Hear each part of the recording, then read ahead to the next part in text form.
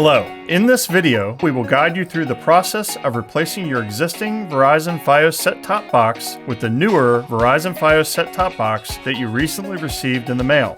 The process of making the replacements is not complicated and should only take about 15 minutes to complete. You may want to watch this entire video once and then watch it a second time, pausing as you complete the steps involved in the replacement.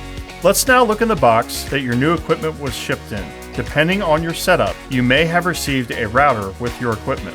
If your kit has a device that looks like one of these pieces of equipment, that is the router. If your kit does not have a router, then you can skip this step and move on to the Connecting Your New Set-Top Box chapter. The first step is to find where your existing router is installed in your home. Your existing router may look like this and could be installed in your basement, by your electric panel, or near one of the existing televisions. To start, power off the existing router by switching it off or unplugging it. You will now transfer all of your cabling, like for like, from your old router to your new router you received in your kit. Unscrew the coax wire, which is the rigid round wire connected here and is connected to the labeled coax connection from the old router using a counterclockwise motion. Next, connect the same coax cable to the new router's coax connector and rotate it clockwise until it is finger tight. Next, look to see if you have a wire that is plugged into the wall labeled WAN port on your old router. If there is one present, disconnect this wire by pinching down on the top clip and pull the wire out. Then connect the wire to the new router's WAN port by pushing it in until it clicks. The WAN port is also highlighted white on your new router. If there are any other connections on your old router, transfer them now to your new router. Once all connections are made, plug the power supply that came with the new router into the port on the new router and then plug the other end of the cord into your electrical outlet or existing power strip. It's important that you use the new power supplies that came with your new kit. Do not reuse the power supplies for your old equipment. You no longer need these old power supplies and should return them or recycle them with your old equipment. Your router will now go through a power cycle phase that may take up to 10 minutes to complete. You will see the circle light on the front of the router turn solid when the router is active. You will then need to connect your personal devices to your router using the sign-in credentials on the new router. Locate the set-top box that is currently installed in your home. You likely have one set-top box for each of your televisions. It's important that you turn off all your existing set-top boxes in your home before continuing your installation by unplugging the electrical power cable from the wall outlet or existing power strip.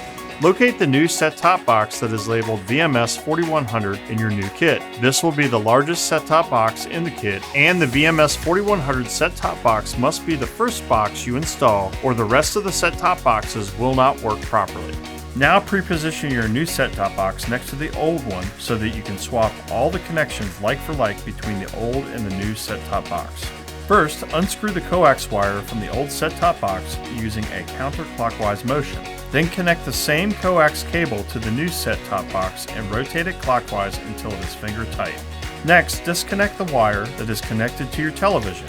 This may be an HDMI, composite, or component cable.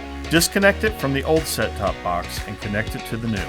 Once all connections are made, plug the power supply that came with the install kit into the port on the new set-top box and plug the other end of the cord into your electrical strip or wall outlet.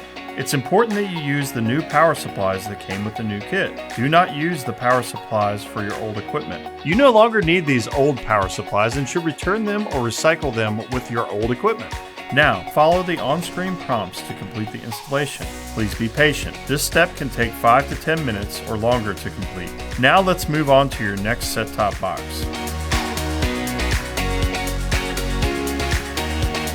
If you have additional set-top boxes in your home, they will need to be replaced with the smaller size set-top boxes that came with your kit. Locate the smaller new IPC4100 set-top boxes from your kit. Now pre-position your new set-top boxes next to the old one so you can swap all the connections like for like between the old and new set-top boxes. First, unscrew the coax wire from the old set-top box using a counterclockwise motion. Then connect the same coax cable to the new set-top box and rotate it clockwise until it is finger tight. Next, disconnect the wire that is connected to your television. This may be an HDMI, composite, or component cable.